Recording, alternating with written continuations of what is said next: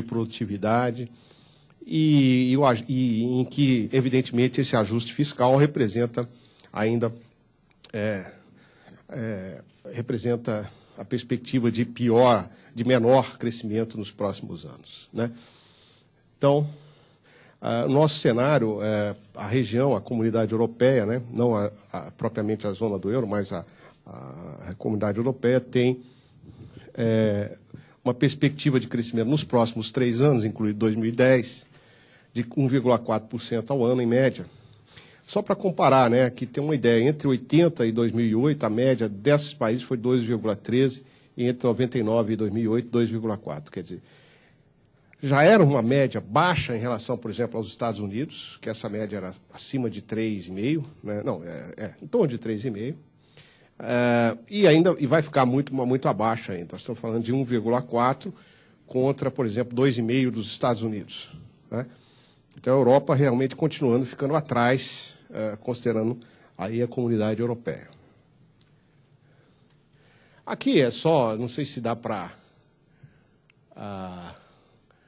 ver, mas nós temos aqui mostrando a relação da dívida do governo pelo PIB, naqueles gráficos. Aí você mostra claramente, em 2008, a projeção para 2011, né? E está assinalado ali os 2 piores casos, que são da Grécia e Itália, em termos de dívidas. Dá para ver aí, por exemplo, a dívida grega, né, já atingindo aí mais de 110% do PIB, né? Basta dizer que esse indicador para o Brasil está em torno de 60% do PIB, né? Uma comparação, né?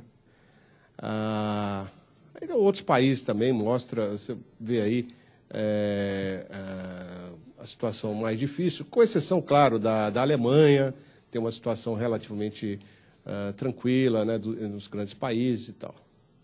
Aqui são as questões, mais ou menos a relação entre essa dívida e os prêmios de risco dos credit default swaps, né, que mede mais ou menos a probabilidade de default, de calote da dívida, e mostra a Grécia lá em cima, né, com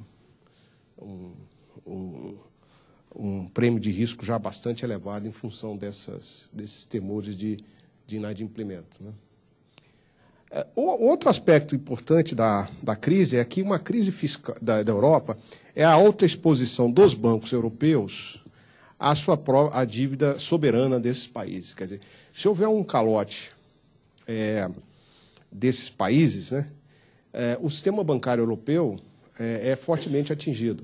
É por isso que os alemães, por exemplo, não podem simplesmente ignorar o que está acontecendo na Grécia. Porque se acontece um problema mais sério na Grécia, se isso repercute sobre Espanha, Portugal, etc., os bancos alemães vão estar numa situação muito complicada. Vocês veem aqui, por exemplo, a exposição dos bancos da Europa aos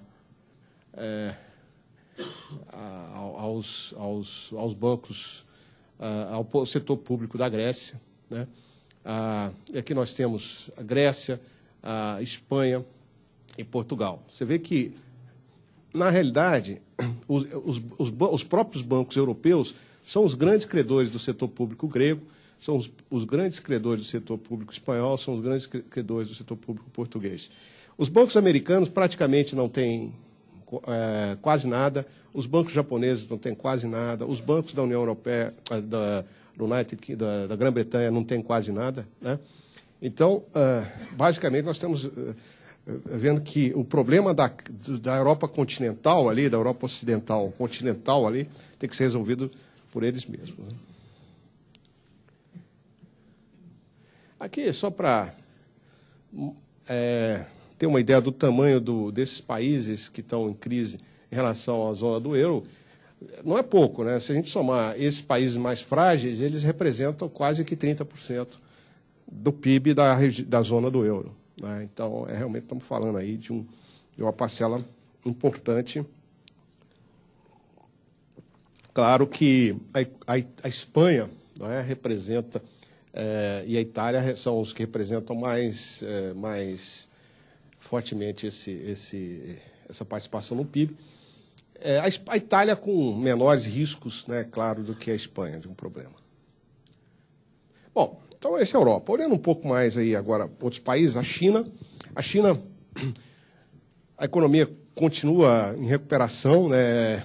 Nós estamos vendo que o governo chinês já adota algumas medidas de redução dos estímulos para evitar um sobreaquecimento.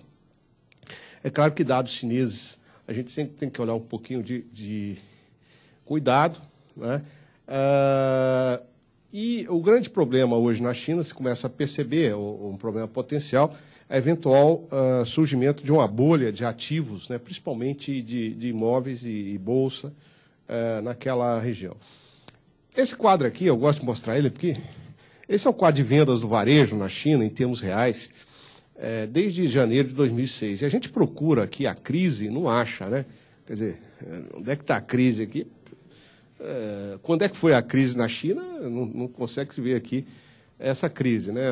Os crescimentos muito fortes, uma certa queda aqui, mas crescimentos ainda acima de 10% ao ano, em termos reais, de vendas no varejo, né? Então, de fato, a China continua sem grandes problemas no curto prazo. Evidentemente, a China é sempre uma preocupação a médio e longo prazo, né? Porque a questão do sistema político, questão do sobreaquecimento.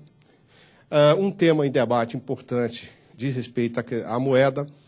É provável que os chineses comecem uma trajetória de apreciação da sua moeda. Não é necessário mais ter esse estímulo, né, como no passado. Por outro lado, os americanos estão fazendo muita pressão. Então, eu acho que a China deve voltar aquele escorregamento gradual, né, do yuan, quer dizer, uma certa, para evitar que ela continue sobrevalorizada, quer dizer, não evitar que continue sobrevalorizado, mas dando alguma satisfação aí aos Estados Unidos. Ele vai continuar sobrevalorizada, a moeda chinesa vai continuar sobrevalorizada, desculpe, subvalorizada, mas com uma certa mitigação dessa subdesvalorização por causa dessa pressão, principalmente por causa da pressão política norte-americana. Acho que não interessa aos chineses criar aí um clima de guerra comercial com os Estados Unidos e vice-versa, né? A inflação, que também está bastante tranquila. Antes da crise, ela foi muito preocupante, chegou a estar muito elevada, né? Ela voltou, depois nós tivemos deflação, voltamos aí a uma situação de crescimento dos preços, mas ainda está dentro do nível razoável, vamos dizer assim, que o governo chinês entende razoável, né? Eles têm lá a meta de inflação um pouco explícita, não tão explícita assim, mas uma meta implícita que normalmente se tem lá é 3%. E nós temos aqui o que o Banco da China fez em termos de compulsórios, tentando evitar aí antecipar uma bolha de ativos, né? Mas eu acho que talvez apertar um pouco mais a economia chinesa, ela pode ser, essa tendência de bolha é uma tendência bastante forte e que pode, de fato, existir. Porque na China nós não estamos falando só dos gastos, do aumento dos gastos privados, mas principalmente da permanência dos gastos de investimento, principalmente do setor público, né? Bom, então, com isso a gente viu as principais economias. Deixa eu voltar aqui. Com isso, depois quer dizer, os principais economias aí em termos que afetam o PIB mundial, a gente poderia falar um pouco mais aqui da China, da Índia, né, também beneficiada por um crescimento forte. Poderia falar um pouco do Japão, mas eu acho que demos uma ideia aqui rápida